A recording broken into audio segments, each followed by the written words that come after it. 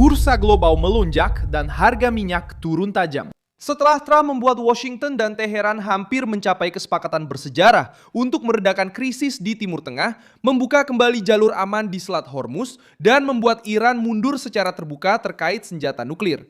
Pada hari Senin 25 Mei 2026, pasar bereaksi seolah-olah telah melihat perubahan nyata di meja perundingan.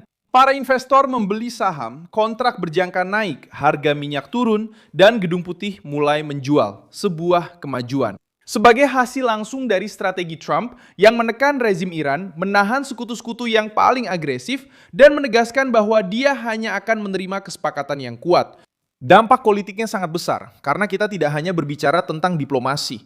Kita juga berbicara tentang bursa saham dan kekuatan Amerika yang digunakan untuk memaksa stabilitas tanpa menyeret Amerika Serikat ke dalam perang tanpa akhir.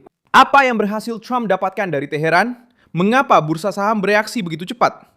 Bagaimana kesepakatan ini bisa berubah menjadi kemenangan besar bagi kantong rakyat dan di panggung dunia?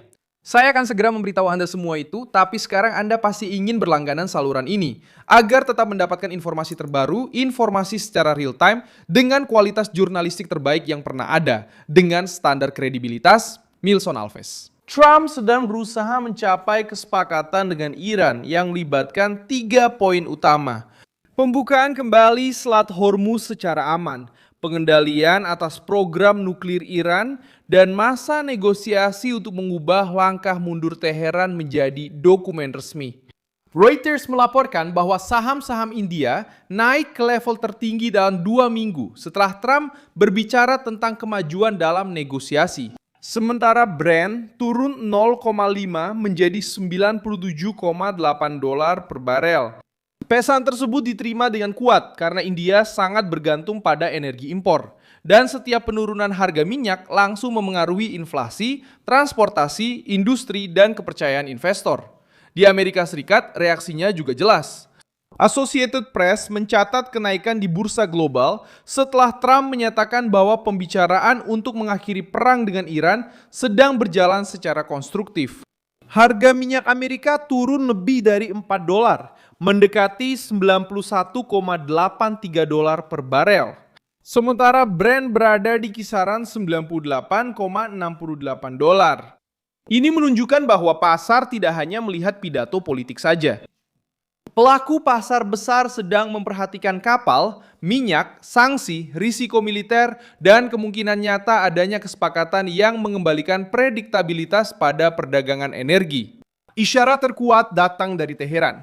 Presiden Iran Masoud Pezeshkian menyatakan bahwa Iran siap meyakinkan dunia bahwa mereka tidak mencari senjata nuklir maupun ketidakstabilan regional. Pernyataan ini sangat berarti karena langsung menyasar inti tuntutan Trump, mencegah rezim Iran mengubah program nuklirnya menjadi senjata. Anadolu mencatat pernyataan tersebut pada 24 Mei, dan pernyataan itu memberi peluang bagi Gedung Putih untuk menjual kemajuan ini sebagai hasil dari tekanan, kekuatan militer, dan negosiasi keras, bukan sebagai konsesi kosong. Marco Rubio menegaskan kembali garis ini di New Delhi dengan mengatakan bahwa Amerika Serikat menginginkan kesepakatan yang kuat dan efektif dengan Iran. Tetapi, Washington akan mengambil jalan lain jika Teheran tidak menerima solusi yang serius. Kalimat ini memperkuat narasi Trump karena menunjukkan 2 tangan bekerja secara bersamaan. Satu tangan menawarkan jalan diplomatik, tangan lainnya tetap mempertahankan ancaman sebagai opsi. Bagi Gedung Putih, kesepakatan hanya berlaku jika Iran membuka jalan, menerima batasan nuklir, dan memberikan jaminan yang dapat diverifikasi. Tekanan juga muncul di dalam kubu konservatif Amerika sendiri. Sebagian dari Partai Republik yang lebih condong ke garis perang ingin mempertahankan eskalasi terhadap Iran. Tetapi lingkaran dekat Trump bereaksi keras untuk menegaskan bahwa keputusan akhir ada di tangan Gedung Putih. Perhitungan politiknya sederhana. Trump ingin keluar dari krisis ini dengan mengatakan bahwa dia telah menekan rezim Iran, membuat harga minyak turun, menahan risiko nuklir, dan menghindari invasi darat. Bagi pendukungnya, ini menjadi paket sempurna dari perdamaian melalui kekuatan, bertindak tegas, bernegosiasi dari posisi kuat, dan tidak mengorbankan nyawa warga Amerika untuk perang yang berkepanjangan. Masih ada hambatan di jalan. The Guardian melaporkan bahwa kesepakatan yang sedang dibahas mencakup pembukaan kembali Selat Hormuz dan pembicaraan tentang program nuklir Iran.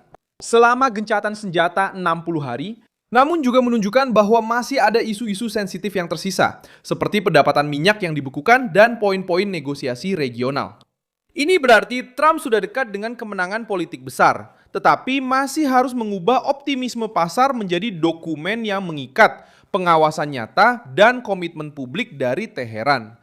Pasar memperlakukan kemungkinan ini sebagai titik balik, karena konflik tersebut telah membebani sektor energi, mata uang, dan saham. Al Jazeera mencatat penurunan harga minyak di tengah sinyal campuran tentang kesepakatan tersebut dan juga menyoroti kenaikan tajam di pasar. Orang Jepang berharap perang yang melibatkan Amerika Serikat, Israel, dan Iran segera berakhir. Detail ini penting karena menunjukkan bahwa kemenangan Trump tidak akan terbatas di Washington.